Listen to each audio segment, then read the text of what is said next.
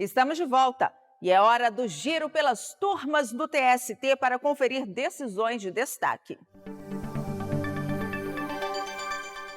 E eu começo com uma notícia da terceira turma. Um operador de escavadeira vai receber indenização por dano moral por atrasos reiterados no pagamento do salário. O empregado trabalhou por 6 anos na empresa até ser demitido. Em primeiro grau, o empregador foi condenado a pagar os salários atrasados, acrescidos de juros e correção monetária, férias vencidas em dobro e indenização pelo atraso na quitação de verbas rescisórias. Mas a sentença não concedeu reparação por dano moral por atrasos no pagamento dos salários. A defesa do operador recorreu ao Tribunal Regional do Trabalho da 15ª Região em Campinas, São Paulo, que também negou o pedido.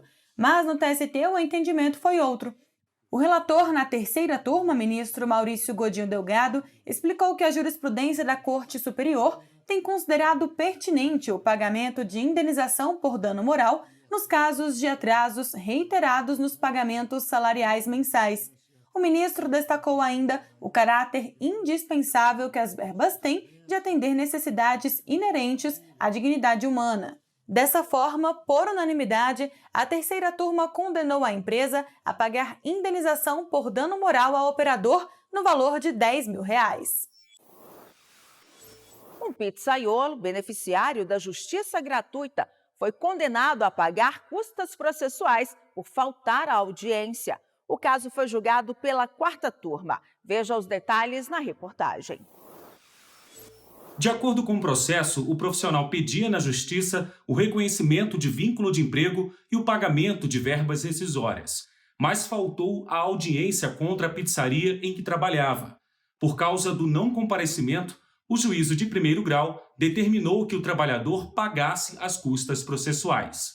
O pizzaiolo recorreu ao Tribunal Regional do Trabalho da 2ª Região, em São Paulo, com o argumento de que não poderia ser condenado por ser beneficiário da justiça gratuita.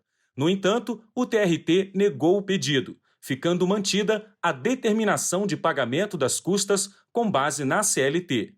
O profissional entrou com recurso no Tribunal Superior do Trabalho, mas sem sucesso.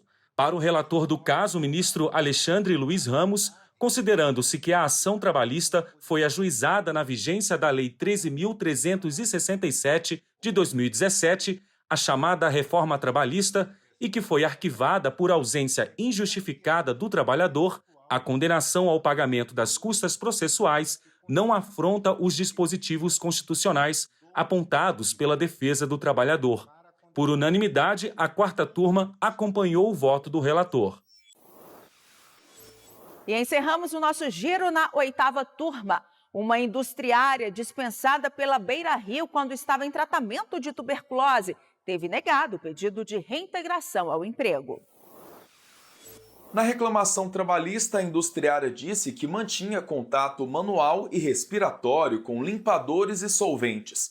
A empregada alegou que a empresa de calçados Beira Rio sabia que ela estava em tratamento contra a tuberculose quando a dispensou. Por isso, pediu o reconhecimento da nulidade da dispensa e a reintegração ao emprego, além de indenização. Em primeiro grau, o pedido foi negado. Mas o Tribunal Regional do Trabalho da 4ª Região no Rio Grande do Sul determinou a reintegração e condenou a empresa ao pagamento de R$5 mil por dano moral. Isso porque o TRT considerou que o encerramento do contrato foi discriminatório.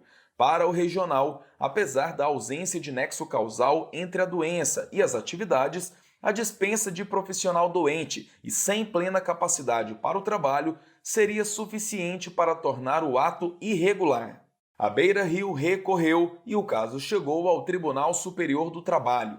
A relatora na oitava turma, ministra Dora Maria da Costa, observou que, conforme registrado pelo TRT, a tuberculose pulmonar foi diagnosticada antes da admissão. Além disso, não ficou comprovada qualquer relação entre o trabalho e a doença.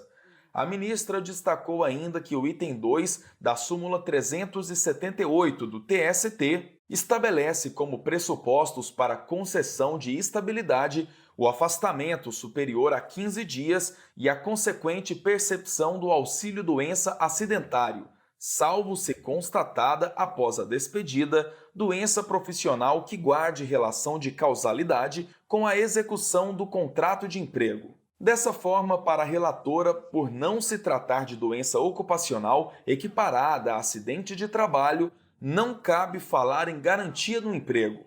Assim, a 8ª turma restabeleceu a sentença que negou o pedido da profissional. A decisão foi unânime.